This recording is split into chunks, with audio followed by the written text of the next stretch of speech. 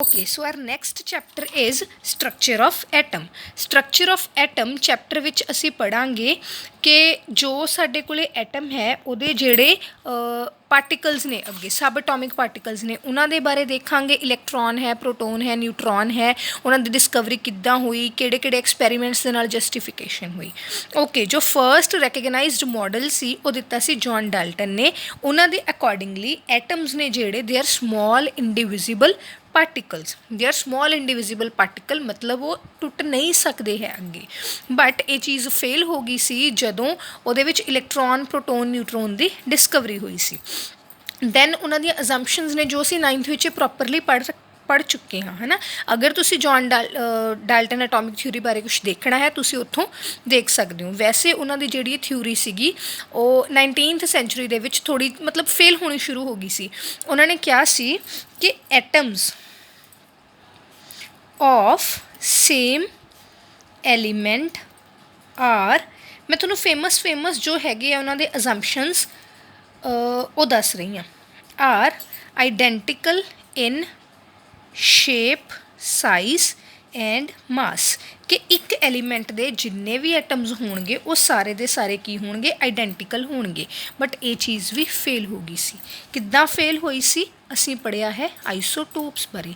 ਆਈਸੋਟੋਪਸ ਦੇ ਵਿੱਚ ਤਾਂ ਮਾਸ ਨੰਬਰ ਡਿਫਰੈਂਟ ਹੁੰਦਾ ਹੈ, ਨਿਊਟਰੋਨਸ ਦਾ ਨੰਬਰ ਡਿਫਰੈਂਟ ਹੁੰਦਾ ਹੈ। ਸੋ ਇਹ ਚੀਜ਼ ਵੀ ਫੇਲ ਹੋ ਗਈ ਸੀ। ਮੈਂ ਸਪੋਜ਼ ਮੈਂ ਹਾਈਡਰੋਜਨ ਦੀ ਗੱਲ ਕਰਾਂ, ਹਾਈਡਰੋਜਨ ਦੇ ਵਿੱਚ 3 ਆਈਸੋਟੋਪਸ ਨੇ, ਹੈ ਨਾ। ਹਾਈਡਰੋਜਨ, ਪ੍ਰੋਟੀਅਮ ਜਾਂ ਇਹਨੂੰ ਅਸੀਂ ਪ੍ਰੋਟੀਅਮ ਵੀ ਬੋਲ ਦਿੰਦੇ ਹੈਗੇ, ਹੈ ਨਾ। ਡਿਊਟੀਰੀਅਮ ਦੀ ਅਸੀਂ ਗੱਲ ਕਰ ਲੈਂਦੇ ਹੈਗੇ ਆ ਐਂਡ ਟ੍ਰੀਟੀਅਮ ਦੀ ਅਸੀਂ ਗੱਲ ਕਰ ਲੈਂਦੇ ਹਾਂ। ਹੈ ਤਾਂ ਇਹ ਹਾਈਡਰੋਜਨ ਦੇ ਹੀ ਐਟਮਸ ਨੇ, ਹੈ ਨਾ, ਬਟ ਸਾਰੇ ਦੇ ਸਾਰੇ ਡਿਫਰੈਂਟ ਨੇ। ਸੋ ਇਹ ਚੀਜ਼ ਵੀ ਫੇਲ ਹੋ ਗਈ ਸੀ। ਫਿਰ ਉਹਨਾਂ ਨੇ ਕਿਹਾ ਸੀ ਕਿ atoms of different elements are different in shape, size and mass, ਹੈ ਨਾ। ਉੱਥੇ ਆਇਆ ਸੀ ਆਈਸੋਬਾਰਸ। ਆਈਸੋਬਾਰਸ ਦੇ ਵਿੱਚ ਤਾਂ ਸੀ ਐਟੋਮਿਕ ਨੰਬਰ ਸੇਮ, ਹੈ ਨਾ, ਬਟ ਮਾਸ ਨੰਬਰ ਡਿਫਰੈਂਟ। ਸੋ ਉਹ ਵਾਲੀ ਅਜ਼ੰਪਸ਼ਨ ਵੀ ਸੀ ਫੇਲ ਹੋ ਗਈ ਇਹਨਾਂ ਦੀ, ਹੈ ਨਾ। ਇਸੇ ਤਰ੍ਹਾਂ ਕਰਦੇ ਇਹ ਸਾਰੀਆਂ ਜੋ ਸੀਗੀਆਂ ਉਹਨਾਂ ਦੀਆਂ ਅਜ਼ੰਪਸ਼ਨਸ ਫੇਲ ਹੋਣੀਆਂ ਸ਼ੁਰੂ ਹੋ ਗਈਆਂ। ਓਕੇ, ਦੈਨ ਫਿਰ ਹੋਇਆ discovery of electron. Discovery of electron ਸੀ ਜਿਹੜੀ ਉਹਦੇ ਵਿੱਚ ਫੈਰਾਡੇ ਦਾ ਜੋ ਐਕਸਪੈਰੀਮੈਂਟ ਹੈ ਨਾ, ਉਹਨਾਂ ਨੇ ਡਿਸਚਾਰਜ ਟਿਊਬ ਐਕਸਪੈਰੀਮੈਂਟ ਕੀਤਾ ਸੀ। ਅਸੀਂ ਉਹ ਚੀਜ਼ ਅੱਜ ਪੜ੍ਹਾਂਗੇ। ਡਿਸਕਵਰੀ ਆਫ ਇਲੈਕਟ੍ਰੋਨ ਬਾਰੇ ਜੋ ਵੀ ਚੀਜ਼ਾਂ ਹੈਗੀਆਂ ਨੇ ਉਹ ਸਾਰਾ ਅੱਜ ਅਸੀਂ ਇਸ ਵੀਡੀਓ ਦੇ ਵਿੱਚ ਕਵਰ ਆਊਟ ਕਰਾਂਗੇ। ਓਕੇ, ਸੋ ਜੋ ਡਿਸਕਵਰੀ ਆਫ ਇਲੈਕਟ੍ਰੋਨ ਹੈ, ਡਿਸਕਵਰੀ ਆਫ ਇਲੈਕਟ੍ਰੋਨ ਦੇ ਵਿੱਚ ਪਿੱਛੇ ਦੋ ਜਿਹੜੇ ਸਾਇੰਟਿਸਟ ਸੀਗੇ, ਦੇਵਰ ਜੇ ਥੋਮਸਨ ਐਂਡ ਮਾਈਕਲ ਫੈਰਾਡੇ। ਬਟ ਇਹਦੇ ਵਿੱਚ ਜੋ ਮਾਈਕਲ ਫੈਰਾਡੇ ਦੇ ਲਾਜ਼ ਆਫ ਇਲੈਕਟ੍ਰੋਲਿਸਿਸ ਹੈਗੇ ਨੇ ਜਾਂ ਉਹਨਾਂ ਦਾ ਐਕਸਪੈਰੀਮੈਂਟ ਹੈਗਾ ਉਹ ਜ਼ਿਆਦਾ ਫੇਮਸ ਹੈ। ਓਕੇ, ਜਿਹੜੇ ਫੈਰਾਡੇ ਦੇ ਲਾਅ ਆਫ ਇਲੈਕਟ੍ਰੋਲਿਸਿਸ ਕੀ ਨੇ, ਉਹ ਦੋ ਉਹਨਾਂ ਨੇ ਲਾਜ਼ ਦਿੱਤੇ ਸੀਗੇ। ਬੇਸਿਕਲੀ ਹੈ ਕਿ ਇੱਕ ਅਸੀਂ ਸੈੱਲ ਲੈ ਲਿਆ, ਤੁਸੀਂ ਫਿਜ਼ਿਕਸ ਵਿੱਚ ਕੀਤਾ ਹੋਣਾ ਹੈ।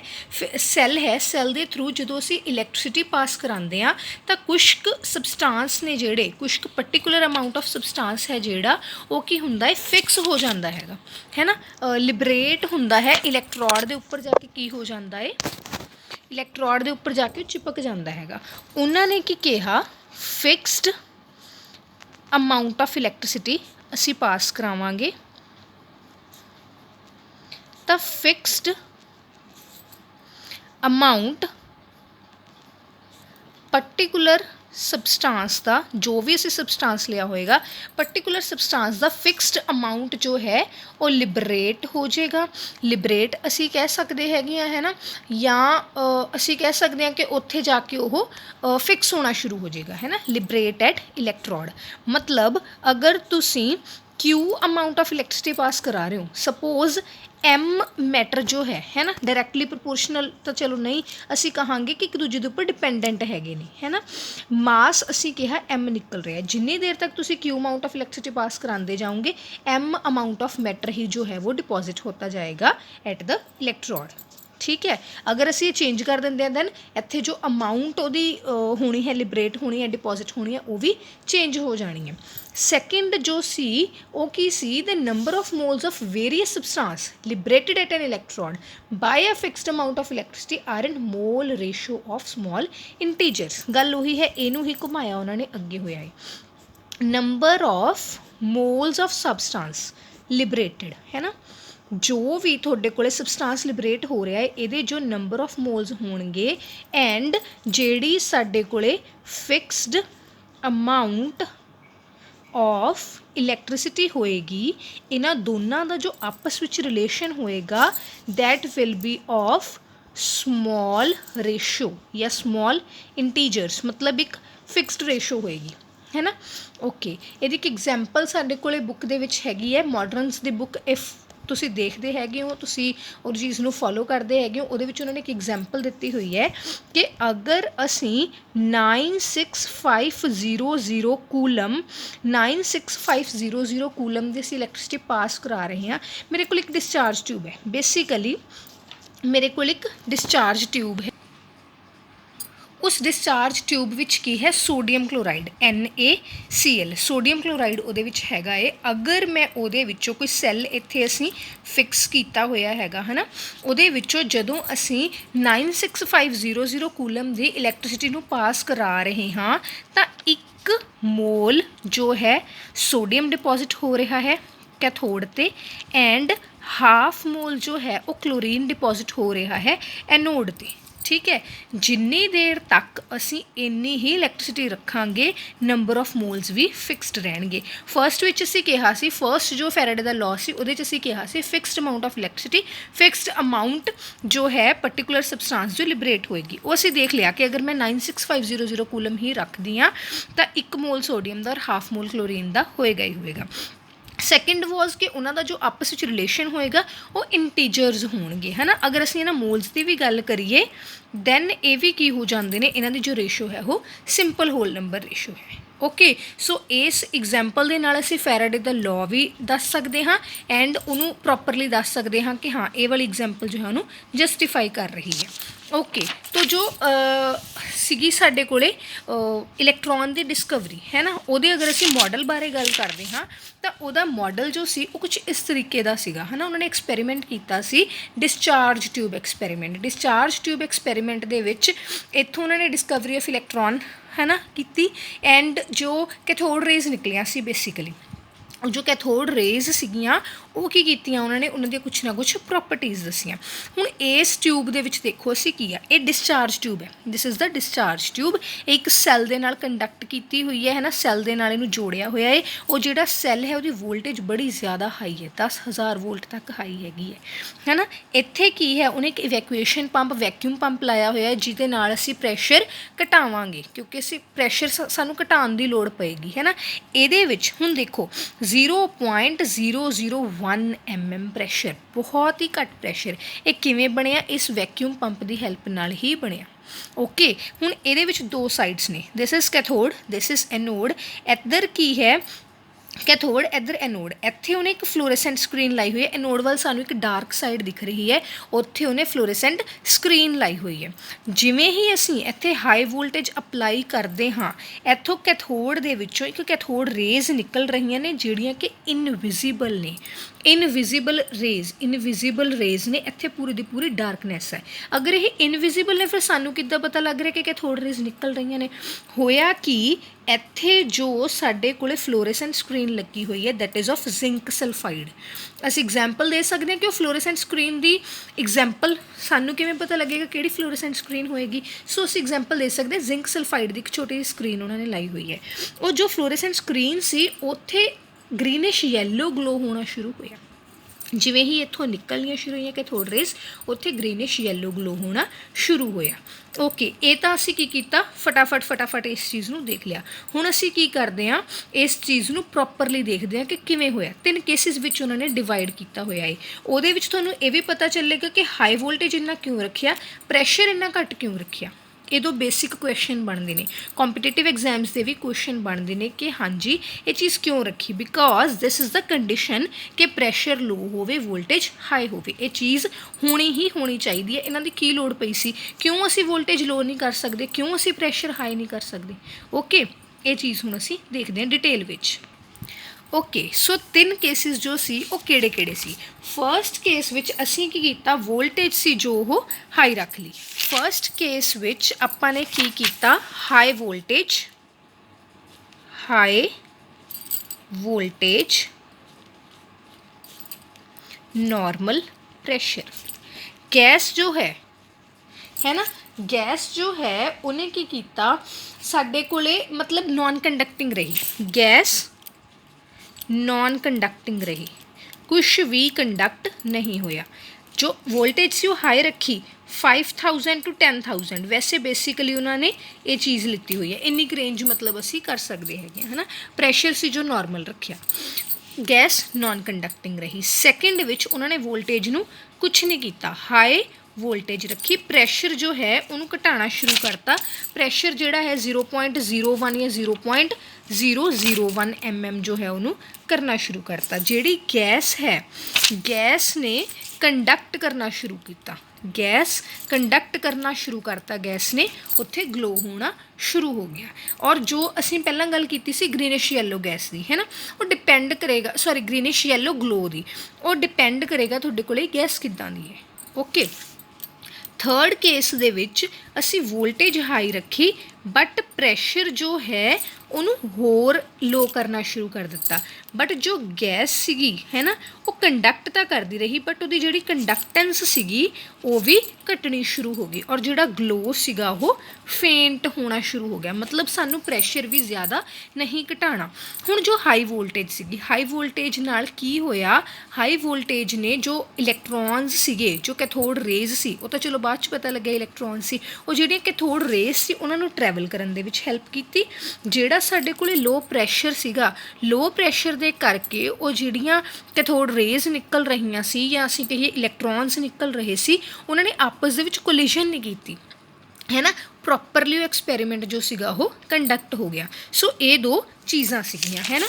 हुण इहदे विच होया कि जदों उन्होंने इत्थों वोल्टेज अप्लाई की, इत्थों की होया ये निकलनियां शुरू हुईयां, इत्थे जाके जदों उन्होंने बंबार्ड किया तो जिहड़ी जिंक सल्फाइड की स्क्रीन सीगी उन्हें ग्लो करना शुरू करता, उत्थों उन्होंने पता चलना शुरू होया कि हाँ कोई ना कोई पार्टिकल्स तो है ना। फिर वो बाद च कनकलूजन से पहुँचे कि कैथोड रेज ने है ना, अगर कैथोड रेज ने फिर उन्होंने कनकलूड किया कि जो फंडामेंटल पार्टिकल है दैट वुड बी इलैक्ट्रॉन। हुण फिर अच्छा एक चीज़ होर की गई सी, एक बारी तो पता चल गया है ना, दोबारा उन्होंने की किया, ये जिहड़ी सपोज इत्थे तक एनोड है ना, ये पिछे स्क्रीन लाई हुई है, वो जिहड़ी एनोड सी ना उहदे विच उन्होंने होल करने शुरू करते, वो जिथे जिथे होल सी उत्थों उत्थों जांदियां सी, इत्थे की सी ब्राइट स्पॉट बनने शुरू हो गई सी।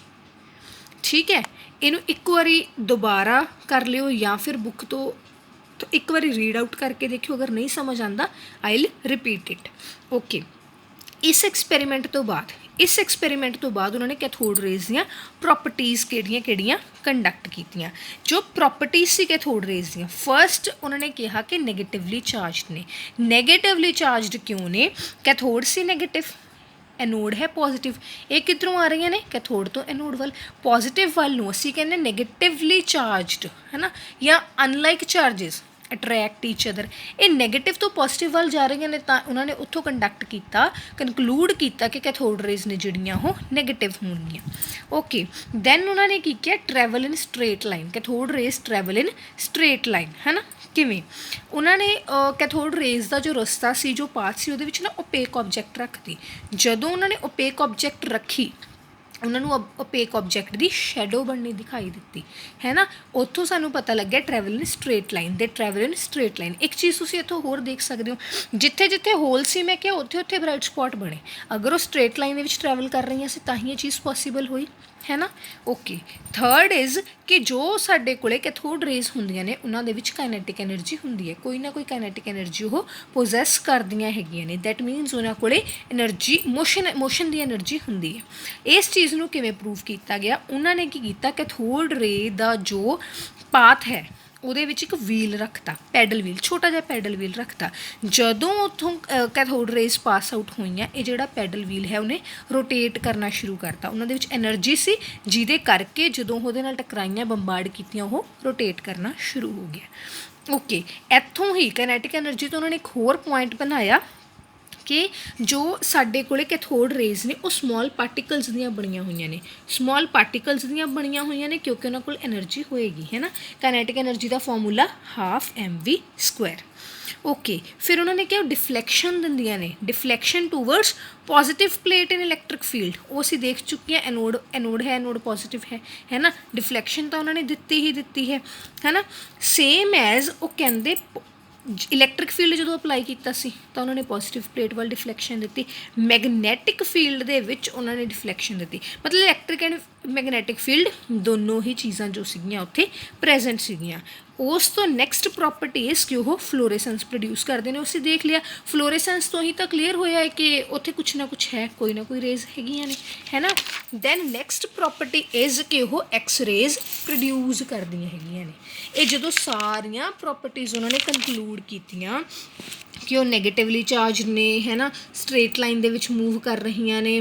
ਦੈਨ ਉਹਨਾਂ ਨੇ ਕੀ ਕੀਤਾ, ਉਹਨਾਂ ਕੋਲ ਕਾਈਨੈਟਿਕ ਐਨਰਜੀ ਹੈਗੀ ਆ, ਇੱਦਾਂ ਹੈ ਨਾ, ਡਿਫਲੈਕਟ ਹੋ ਰਹੀਆਂ ਨੇ ਪੋਜ਼ੀਟਿਵ ਵੱਲ। ਜਦੋਂ ਮੈਗਨੈਟਿਕ ਫੀਲਡ ਅਸੀਂ ਕੀਤਾ ਹੈ ਅਪਲਾਈ, ਤਾਂ ਉੱਥੋਂ ਉਹਨਾਂ ਨੇ ਕੀ ਕੰਕਲੂਡ ਕੀਤਾ ਕਿ ਜਿਹੜਾ ਇੰਡੀਵਿਜੂਅਲ ਪਾਰਟੀਕਲ ਹੈ ਨਾ, ਕੋਈ ਵੀ ਰੇ ਹੈ ਉਹ ਪਾਰਟੀਕਲਸ ਦੀ ਬਣੀ ਹੋਈ। ਅਸੀਂ ਪਾਰਟੀਕਲ ਨੇਚਰ, ਵੇਵ ਨੇਚਰ ਦੋ ਚੀਜ਼ਾਂ ਦੇਖਦੇ ਹਾਂ। ਤਾਂ ਉਹਨਾਂ ਨੇ ਜਿਹੜਾ ਉਹ ਇੰਡੀਵਿਜੂਅਲ ਪਾਰਟੀਕਲ ਸੀ ਉਹਦਾ ਨਾਮ ਰੱਖ ਦਿੱਤਾ ਇਲੈਕਟ੍ਰੋਨ। ਐਂਡ ਕਿਉਂਕਿ ਕੈਥੋਡ ਰੇਜ਼ ਨੈਗੇਟਿਵ ਟੂ ਪੋਜ਼ੀਟਿਵ ਜਾਂਦੀਆਂ ਸੀਗੀਆਂ, ਹੈ ਨਾ, ਪੋਜ਼ੀਟਿਵ ਵੱਲ ਨੂੰ ਜਾ ਰਹੀਆਂ ਨੇ ਤਾਂ ਓਬਵੀਅਸਲੀ ਨੈਗੇਟਿਵਲੀ ਚਾਰਜਡ ਹੋਊਗਾ। ਅਸੀਂ ਕਹਿ ਦਿੱਤਾ ਇਲੈਕਟ੍ਰੋਨ ਜਿਹੜਾ ਹੈ ਉਹ ਨੈਗੇਟਿਵਲੀ ਚਾਰਜਡ ਹੋਏਗਾ। ਓਕੇ, ਇੱਥੋਂ ਇੱਕ ਹੋਰ ਚੀਜ਼ ਹੋਈ, ਕੀ ਕਿਹਾ ਉਹਨਾਂ ਨੇ, ਫਿਰ ਉਹਨਾਂ ਨੇ ਐਕਸਪੈਰੀਮੈਂਟ ਕੀਤੇ, ਗੈਸ ਚੇਂਜ ਕਰਕੇ ਦੇਖਣੀ ਸ਼ੁਰੂ ਕਰ ਦਿੱਤੀ ਜਾਂ ਇਲੈਕਟ੍ਰੋਡ ਦਾ ਮਟੀਰੀਅਲ ਚੇਂਜ ਕਰਕੇ ਦੇਖਣਾ ਸ਼ੁਰੂ ਕਰ ਦਿੱਤਾ। ਇਲੈਕਟ੍ਰੋਡ ਕਿਹੜੀ, ਆਹ ਵਾਲੀ ਐਨੋਡ, ਕੈਥੋਡ, ਹੈ ਨਾ, ਕੋਈ ਵੀ ਉਹ ਕਰ ਸਕਦੇ ਹੈਗੇ ਨੇ। ਜਦੋਂ ਉਹ ਦੇਖਿਆ ਉਹਨਾਂ ਨੇ ਤਾਂ ਜੋ ਕੈਥੋਡ ਰੇ ਦੀਆਂ ਪ੍ਰੋਪਰਟੀ ਸੀ ਉਹ ਚੇਂਜ ਨਹੀਂ ਹੋਈਆਂ। ਕੈਥੋਡ ਐਨੋਡ ਸੇਮ ਹੀ ਰੱਖੀ, ਮਟੀਰੀਅਲ ਜਸਟ ਚੇਂਜ ਕੀਤਾ, ਕੈਥੋਡ ਇੱਧਰ ਐਨੋਡ ਇੱਧਰ, ਤਾਂ ਵੀ ਜੋ ਕੈਥੋਡ ਰੇ ਸੀ ਉਹ ਇੱਧਰੋਂ ਨੈਗੇਟਿਵਲੀ ਚਾਰਜ ਤੋਂ ਪੋਜ਼ੀਟਿਵਲੀ ਚਾਰਜਡ ਵੱਲ ਹੀ ਜਾ ਰਹੀਆਂ ਸੀ, ਹੈ ਨਾ। ਚਾਹੇ ਗੈਸ ਚੇਂਜ ਕਰ ਲਓ, ਚਾਹੇ ਤੁਸੀਂ ਜੋ ਮਰਜ਼ੀ ਚੇਂਜ ਕਰ ਲਓ। ਦੈਟ ਮੀਨਸ ਜਿਹੜੇ ਪਾਰਟੀਕਲਸ ਨੇ ਕੈਥੋਡ ਰੇਜ਼ ਦੇ ਉਹ ਫੰਡਾਮੈਂਟਲ ਹੈਗੇ ਨੇ। ਦੇ ਆਰ ਫੰਡਾਮੈਂਟਲ ਮਤਲਬ ਹਰ ਐਟਮ ਵਿੱਚ ਉਹ ਪ੍ਰੈਜ਼ੈਂਟ ਹੈਗੇ ਨੇ। ਜਿਹੜੀ ਤੁਸੀਂ ਮਰਜ਼ੀ ਗੈਸ ਲੈ ਲਓ, ਜਿਹੜਾ ਤੁਸੀਂ ਮਰਜ਼ੀ ਇਲੈਕਟ੍ਰੋਡ ਮਟੀਰੀਅਲ ਲੈ ਲਓ, ਐਟਮ ਤਾਂ ਉੱਥੇ ਹੋਣਗੇ। ਤਾਂ ਐਟਮ ਦੇ ਵਿੱਚ ਉਹ ਜਿਹੜਾ ਪਾਰਟੀਕਲ ਜਿਹੜਾ ਇਹਨਾਂ ਰੇਜ਼ ਦੇ ਕਰਕੇ ਰਿਸਪੋਂਸੀਬਲ ਹੈ, ਜਿਹਦੇ ਕਰਕੇ ਇਹ ਰੇਜ਼ ਬਣ ਰਹੀਆਂ ਨੇ, ਉਹ ਵੀ ਉੱਥੇ ਪ੍ਰੈਜ਼ੈਂਟ ਹੋਏਗਾ ਹੀ ਹੋਏਗਾ। ਕੋਈ ਵੀ ਗੈਸ, ਕੋਈ ਵੀ ਇਲੈਕਟ੍ਰੋਡ ਮਟੀਰੀਅਲ, ਉਹ 'ਚ ਐਟਮ ਤਾਂ ਹੋਣਾ ਹੀ ਹੋਣਾ, ਹੈ ਨਾ। ਐਟਮ ਹੋਣ ਦੇ ਨਾਲ ਉਹਦੇ ਵਿੱਚ ਇਲੈਕਟ੍ਰੋਨ ਵੀ ਹੋਏਗਾ ਹੀ ਹੋਊਗਾ। ਐਟਮ ਦੇ ਵਿੱਚ ਇਲੈਕਟ੍ਰੋਨ ਪੱਕਾ ਹੋਏਗਾ ਹੀ ਹੋਏਗਾ। ਇਹ ਚੀਜ਼ ਉਹਨਾਂ ਨੇ ਕੀ ਕੀਤੀ ਸੀ, ਕੰਕਲੂਡ ਕਰਤੀ ਸੀ। ਹੁਣ ਇਸ ਦੇ ਵਿੱਚ ਇੱਕ ਸਾਡਾ ਹੋਰ ਨੈਕਸਟ ਹੈ charge to mass ratio. Charge to mass ratio, ਅੱਛਾ, ਰੇਸ਼ੋ ਤੋਂ ਸਾਨੂੰ ਇਹ ਤਾਂ ਪਤਾ ਹੈ ਅਸੀਂ ਕੁਛ ਨਾ ਕੁਛ ਡਿਵਾਈਡ ਕਰਦੇ ਹਾਂ, ਹੈ ਨਾ। ਚਾਰਜ ਅੱਗੇ ਵਾਲਾ ਵਰਡ ਨਿਊਮੀਰੇਟਰ ਹੋ ਜਾਂਦਾ ਹੈ, ਪਿੱਛੇ ਵਾਲਾ ਡਿਨੋਮੀਨੇਟਰ ਹੋ ਜਾਂਦਾ ਹੈ। Charge to mass ratio, charge to mass ratio ਅਸੀਂ ਹੁਣ ਦੇਖਦੇ ਹਾਂ ਕਿ ਕੀ ਹੁੰਦਾ। ਇਹ ਜਸਟ ਮੈਂ ਵੈਲਿਊਜ਼ ਕੱਢ ਕੇ ਲਿਖੀਆਂ ਹੈਗੀਆਂ ਨੇ, ਠੀਕ ਹੈ। ਚਾਰਜ ਟੂ ਮਾਸ ਰੇਸ਼ੋ ਦੇ ਵਿੱਚ ਕੀ ਹੋਇਆ ਸੀ, ਹੈ ਨਾ। ਜੇ ਥੋਮਸਨ ਨੇ ਐਕਸਪੈਰੀਮੈਂਟ ਜਿਹੜਾ ਕੀਤਾ ਸੀ ਉਹਦੇ ਵਿੱਚ ਉਹਨਾਂ ਨੇ ਚਾਰਜ ਟੂ ਮਾਸ ਰੇਸ਼ੋ ਕੀਤਾ ਸੀ, ਮਤਲਬ ਇਹਦੀ ਵੈਲਿਊ ਕੱਢੀ ਸੀ, ਹੈ ਨਾ। ਉਹਨਾਂ ਨੇ ਕੀ ਕੀਤਾ, ਇਲੈਕਟ੍ਰਿਕ ਐਂਡ ਮੈਗਨੈਟਿਕ ਫੀਲਡ ਸੀ ਜਿਹੜਾ ਉਹ ਅਪਲਾਈ ਕੀਤਾ ਸੀ। ਸਾਨੂੰ ਪਤਾ ਹੈ ਇਲੈਕਟ੍ਰਿਕ ਫੀਲਡ, ਮੈਗਨੈਟਿਕ ਫੀਲਡ ਦੋਨੋਂ ਹੀ ਅਪਲਾਈ ਕੀਤੇ ਸੀ, ਹੈ ਨਾ। ਇੱਕ ਦੂਜੇ ਦੇ ਵੀ ਪਰਪੈਂਡੀਕੂਲਰ ਸੀ ਅਤੇ ਇਲੈਕਟ੍ਰੋਨ ਦੇ ਪਾਥ ਦੇ ਵੀ ਪਰਪੈਂਡੀਕੂਲਰ ਸੀ। ਹੁਣ ਉਹਨਾਂ ਨੇ ਇੱਕ ਗੱਲ ਕਹੀ ਕਿ ਜਿਹੜੇ ਪਾਰਟੀਕਲਸ ਨੇ, ਹੈ ਨਾ, ਉਹਨਾਂ ਨੇ ਡਿਵੀਏਟ ਵੀ ਹੋਣਾ। ਬੁੱਕ ਦੇ ਵਿੱਚ ਇੱਦਾਂ ਵੀ ਦਿਖਾਇਆ ਹੋਇਆ ਉਹਨਾਂ ਨੇ ਕਿ ਇੱਧਰ ਨੂੰ ਡਿਵੀਏਟ ਹੋ ਰਹੇ ਨੇ, ਪੋਜ਼ੀਟਿਵਲੀ ਚਾਰਜਡ ਵਾਲੇ ਨੂੰ ਡਿਵੀਏਟ ਹੋ ਰਹੇ ਨੇ। ਜਾਂ ਆਪਾਂ ਇੱਦਾਂ ਕਰ ਲੈਂਦੇ ਹੈਗੇ ਆ ਕਿ ਇਹ ਜੋ ਪੋਜ਼ੀਟਿਵਲੀ ਚਾਰਜਡ ਹੈ, ਇਹ ਨੈਗੇਟਿਵਲੀ ਚਾਰਜਡ ਹੈ, ਇਹ ਇੱਧਰ ਨੂੰ ਡਿਵੀਏਟ ਹੁੰਦੇ ਵੀ ਦਿਖਾਏ ਹੋਏ ਨੇ ਉਹਨਾਂ ਨੇ। ਜਦੋਂ ਮੈਗਨੈਟਿਕ ਫੀਲਡ ਅਪਲਾਈ ਕੀਤਾ ਨਾ ਤਾਂ ਉਹ ਪੋਜ਼ੀਟਿਵ ਵੱਲ ਨੂੰ ਡਿਫਲੈਕਟ ਹੁੰਦੇ ਵੀ ਦਿਖਾਏ ਗਏ ਨੇ। ਤਾਂ ਉਹ ਜਿਹੜੀ ਅਮਾਊਂਟ ਆਫ ਡਿਵੀਏਸ਼ਨ ਸੀਗੀ ਉਹ ਡਿਪੈਂਡ ਕਰਦੀ ਸੀ ਕਿ ਤੁਸੀਂ ਕਿੰਨਾ ਇਲੈਕਟ੍ਰਿਕ ਐਂਡ ਮੈਗਨੈਟਿਕ ਫੀਲਡ ਜੋ ਹੈ ਉਹ ਅਪਲਾਈ ਕੀਤਾ ਹੋਇਆ ਹੈ। ਓਕੇ, ਹੁਣ ਜਿਹੜਾ ਇਹ ਅਸੀਂ ਇਲੈਕਟ੍ਰਿਕ ਅਤੇ ਮੈਗਨੈਟਿਕ ਫੀਲਡ ਅਪਲਾਈ ਕੀਤਾ ਹੋਇਆ ਹੈ ਉਹਦਾ ਜਿਹੜਾ ਡਿਵੀਏਸ਼ਨ 'ਤੇ ਕੀ ਜੋ ਹੈ ਇਫੈਕਟ ਪੈਂਦਾ ਹੈਗਾ, ਉਸ ਚੀਜ਼ ਦੀ ਅਸੀਂ ਗੱਲ ਕਰਦੇ ਹੈਗੇ ਚਾਰਜ ਟੂ ਮਾਸ ਰੇਸ਼ੋ ਦੇ ਵਿੱਚ। ਇੱਕ ਇਹ ਵੀ ਚੀਜ਼ ਹੈਗੀ ਹੈ ਨਾ।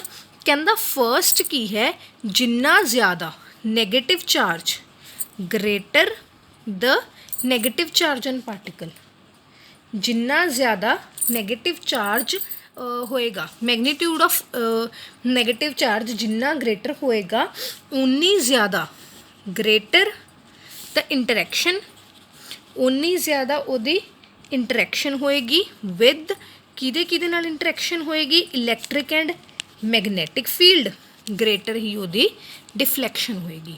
ਹੁਣ ਇਸ ਚੀਜ਼ ਦੀ ਸਾਨੂੰ ਇੱਥੇ ਕੀ ਲੋੜ ਪੈ ਗਈ ਹੈ ਨਾ, ਅਸੀਂ ਕਿਉਂ ਕੀਤਾ, ਆਪਾਂ ਪੜ੍ਹ ਰਹੇ ਹਾਂ charge to mass ratio. Charge to mass ratio ਦੀ ਸਪੋਜ਼ ਐਕਸ ਵੈਲਿਊ ਆ ਗਈ ਹੈ ਨਾ। ਹੁਣ ਇੱਥੇ ਉਹੀ ਚੀਜ਼ ਹੈ ਕਿ ਇਹ ਜਿਹੜਾ ਚਾਰਜ ਹੈ, ਆਹ ਚਾਰਜ ਹੈ ਨਾ, ਇਹਦੇ ਨਾਲ ਅਸੀਂ ਲਿਖਦੇ ਹੈਗੇ ਹਾਂ ਹੈ ਨਾ।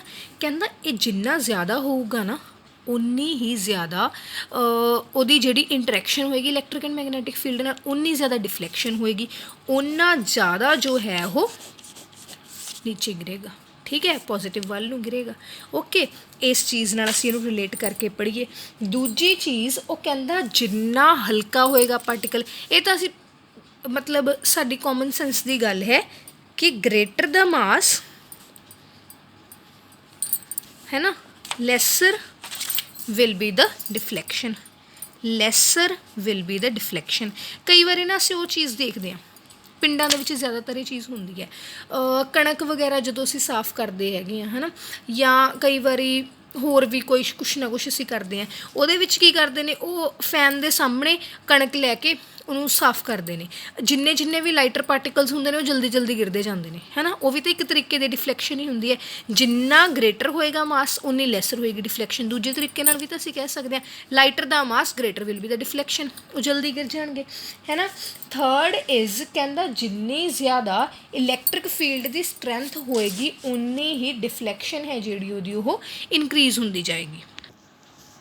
ਜਿੰਨੀ ਜ਼ਿਆਦਾ ਹੋਏਗੀ strength electric and magnetic field ਦੀ ਹੈ ਨਾ, ਉਨੀ ਹੀ ਗ੍ਰੇਟਰ ਵੋਲਟੇਜ ਹੋ ਜਾਏਗੀ ਔਰ ਉਨਾ ਹੀ ਗ੍ਰੇਟਰ ਜੋ ਹੈ ਉਹਦੀ ਉਹ ਡਿਫਲੈਕਸ਼ਨ ਹੋ ਜਾਏਗੀ, ਉਨੀ ਹੀ ਜ਼ਿਆਦਾ ਉਹਦੀ ਉਹ ਡਿਫਲੈਕਸ਼ਨ ਹੋ ਜਾਏਗੀ ਹੈ ਨਾ। ਉਹਨਾਂ ਨੇ ਇਹ ਚੀਜ਼ ਜਿਹੜੀ ਕੀਤੀ ਸੀਗੀ ਇਸ ਤਰੀਕੇ ਦੇ ਨਾਲ, ਮਤਲਬ ਆਹ 3 ਕਨਕਲੂਜਨਸ ਉਹਨਾਂ ਨੇ ਕੀਤੀਆਂ ਸੀਗੀਆਂ ਕਿ ਕਿਹਦੇ ਉੱਪਰ ਇਹ ਚੀਜ਼ ਡਿਪੈਂਡ ਕਰਦੀ ਹੈਗੀ ਆ। ਜਦੋਂ ਇਹਦੀ ਵੈਲਿਊ ਕੱਢੀ ਗਈ E/m ਦੀ, ਜਦੋਂ ਵੈਲਿਊ ਕਨਕਲੂਡ ਕੀਤੀ ਗਈ ਦੈਟ ਵਾਜ਼ 1.75 ਹੈ ਨਾ। ਅੱਗੇ ਵੀ ਹੈ ਵੈਸੇ 1.75 ਤੱਕ ਅਸੀਂ ਕਰਦੇ ਹੈਗੇ ਹਾਂ, 10⁻11 ਕੂਲਮ ਪਰ kg ਹੈ ਨਾ। ਹੁਣ ਅਗਰ ਮੈਂ ਚਾਰਜ ਦੀ ਗੱਲ ਕਰਾਂ, ਚਾਰਜ ਦੀ ਵੈਲਿਊ ਕੀ ਸੀਗੀ 1.6022 ਇੰਟੂ 10⁻−19 ਮਾਸ ਤਾਂ ਅਸੀਂ ਇਨਕਲੂਡ ਕਰ ਸਕਦੇ ਹੈਗੇ ਹੈ ਨਾ। ਇਹ ਚਾਰਜ ਦੀ ਵੈਲਿਊ ਆ ਗਈ ਕੂਲਮ ਦੇ ਵਿੱਚ, ਐਂਡ ਜੋ ਮਾਸ ਆਫ ਇਲੈਕਟ੍ਰੋਨ ਸੀ then that was this was 0.1094 into 10⁻31 kg। ਉਹਨਾਂ ਨੇ ਕੀ ਕੀਤਾ, ਪਹਿਲਾਂ ਚਾਰਜ ਬਾਈ ਮਾਸ ਦੀ ਰੇਸ਼ੋ ਕਨਕਲੂਡ ਕਰ ਲਈ ਹੈ ਨਾ, ਕੈਲਕੂਲੇਟ ਕਰ ਲਈ। ਚਾਰਜ ਦੀ ਵੈਲਿਊ ਸਾਨੂੰ ਪਤਾ ਸੀ, ਉੱਥੋਂ ਅਸੀਂ ਪੁੱਟ ਕਰਕੇ ਮਾਸ ਆਫ ਇਲੈਕਟ੍ਰੋਨ ਫਾਈਂਡ ਆਊਟ ਕਰ ਲਿਆ। Hair is 9.1094 into 10⁻31 kg। ਇਸ ਚੀਜ਼ ਨੂੰ ਲੈ ਕੇ ਨਾ ਇੱਕ ਛੋਟਾ ਜਿਹਾ ਮਤਲਬ ਉਹਨਾਂ ਨੇ ਐਕਸਪੈਰੀਮੈਂਟ ਕੀਤਾ ਹੋਇਆ ਹੈ ਨਾ, ਬੁੱਕ ਦੇ ਵਿੱਚ ਮੈਂ ਤੁਹਾਨੂੰ ਉਹ ਚੀਜ਼ ਦਿਖਾ ਰਹੀ ਹਾਂ। ਇੱਥੇ ਜਦੋਂ ਉਹਨਾਂ ਨੇ ਦੇਖਿਆ ਕੀ ਕਿਹਾ ਗਿਆ, ਇਹ ਕੈਥੋਡ ਹੈ, ਇਹ ਐਨੋਡ ਹੈ ਨਾ। ਇਲੈਕਟ੍ਰਿਕ ਫੀਲਡ ਤਾਂ ਅਪਲਾਈ ਹੈ ਹੀ, ਮੈਗਨੈਟਿਕ ਫੀਲਡ ਵੀ ਅਪਲਾਈ ਕੀਤਾ ਹੋਇਆ। ਕੈਥੋਡ ਦੇ ਵਿੱਚੋਂ ਜਦੋਂ ਰੇਜ਼ ਨਿਕਲੀਆਂ ਐਨੋਡ ਵਿੱਚੋਂ ਵੀ ਪਾਸ ਆਊਟ ਹੋਈਆਂ, ਇਸੇ ਫਲੋਰੈਸੈਂਟ ਸਕਰੀਨ ਇੱਥੇ ਹੀ ਗਲੋ ਹੋ ਰਿਹਾ ਹੈ ਨਾ, ਇੱਥੇ ਹੀ ਗਲੋ ਹੋ ਰਿਹਾ ਹੈ। ਜਦੋਂ ਸਿਰਫ ਅਸੀਂ ਇਲੈਕਟ੍ਰਿਕ ਫੀਲਡ ਅਪਲਾਈ ਕੀਤਾ, ਇਹ ਸਿੱਧਾ ਗਏ ਏ ਦੇ ਉੱਪਰ ਹੈ ਨਾ। ਜਦੋਂ ਅਸੀਂ ਕੀ ਕੀਤਾ, ਸਿਰਫ ਮੈਗਨੈਟਿਕ ਫੀਲਡ ਅਪਲਾਈ ਕੀਤਾ, ਉਹ ਜਿਹੜਾ ਬ੍ਰਾਈਟ ਸਪੋਟ ਸੀ ਉਹ ਬਣਿਆ ਸੀ ਦੇ ਉੱਪਰ। ਫਿਰ ਕੀ ਕੀਤਾ, ਹੌਲੀ ਸਪੋਜ਼ ਅਸੀਂ ਕਹਿ ਦਈਏ ਇਹਦੀ ਵੈਲਿਊ ਘਟਾਈ ਗਈ, ਇਹਦੀ ਵੈਲਿਊ ਵਧਾਈ ਗਈ। ਜਦੋਂ ਉਹਨਾਂ ਨੇ ਹੌਲੀ ਕਰਕੇ ਬੈਲੈਂਸ ਕੀਤਾ ਤਾਂ ਉਹ ਸਟਰੇਟ ਲਾਈਨ ਦੇ ਵਿੱਚ ਆ ਕੇ ਇੱਥੇ ਉਹ ਜੋ ਬ੍ਰਾਈਟ ਸਪੋਟ ਸੀ ਉਹ ਬਣਿਆ। ਇਸ ਚੀਜ਼ ਨੂੰ ਉਹਨਾਂ ਨੇ ਕੀ ਕੀਤਾ ਸੀ, apparatus to determine the charge to mass ratio of electron. ਇੱਥੇ ਜਾ ਕੇ ਫਿਰ ਉਹਨਾਂ ਨੇ ਜਦੋਂ B ਪੁਆਇੰਟ ਦੇ ਉੱਪਰ ਆਇਆ, ਫਿਰ ਉਹਨਾਂ ਨੇ ਕੀ ਕੀਤਾ, ਇਹ ਜਿਹੜੀ ਚਾਰਜ ਟੂ ਮਾਸ ਰੇਸ਼ੋ ਸੀ ਇਹ ਚੀਜ਼ ਕਨਕਲੂਡ ਕੀਤੀ। ਠੀਕ ਹੈ, ਇਹਦੇ ਵਿੱਚ ਬੇਸਿਕਲੀ ਇਹ ਚੀਜ਼ ਤੁਹਾਡੀ ਨੌਲੇਜ ਦੇ ਲਈ ਹੈ ਨਾ। ਸਾਨੂੰ ਆਹ ਚੀਜ਼ਾਂ ਪਤਾ ਹੋਣੀਆਂ ਚਾਹੀਦੀਆਂ ਨੇ ਕਿ ਕਿਹੜੀ ਚੀਜ਼ ਕਿਵੇਂ ਹੈ, ਚਾਰਜ ਦੀ ਵੈਲਿਊ ਕਿੰਨੀ ਹੈ, ਮਾਸ ਦੀ ਵੈਲਿਊ ਕਿੰਨੀ ਹੈ, ਚਾਰਜ ਟੂ ਮਾਸ ਰੇਸ਼ੀਓ ਕਿੰਨੀ ਹੈ, ਫੈਰਾਡੇ ਦੇ ਲਾਅ ਇਸ ਵਿੱਚ ਇੰਪੋਰਟੈਂਟ ਹੈਗੇ ਨੇ ਹੈ ਨਾ। ਡਾਲਟਨ ਦੀਆਂ ਅਜ਼ੰਪਸ਼ਨਸ ਵੀ ਤੁਹਾਨੂੰ ਪਤਾ ਹੋਣੀਆਂ ਚਾਹੀਦੀਆਂ ਨੇ। ਦੈਨ ਡਿਸਚਾਰਜ ਟਿਊਬ ਐਕਸਪੈਰੀਮੈਂਟ ਵੀ ਪਤਾ ਹੋਣਾ ਚਾਹੀਦਾ ਹੈ। ਇਹ ਪੂਰਾ ਟੌਪਿਕ ਤੁਸੀਂ ਇੱਕ ਵਾਰੀ ਬੁੱਕ ਤੋਂ ਚਾਹੇ NCERT ਚਾਹੇ ਮੋਡਰਨਸ ਤੋਂ ਇੱਕ ਵਾਰੀ ਕਰ ਲੈਣਾ ਹੈ। ਅਗਰ ਕੋਈ ਪ੍ਰੋਬਲਮ ਆਉਂਦੀ ਹੈ ਦੁਬਾਰਾ ਮੈਂ ਕਰਾ ਦੂੰਗੀ। ਓਕੇ।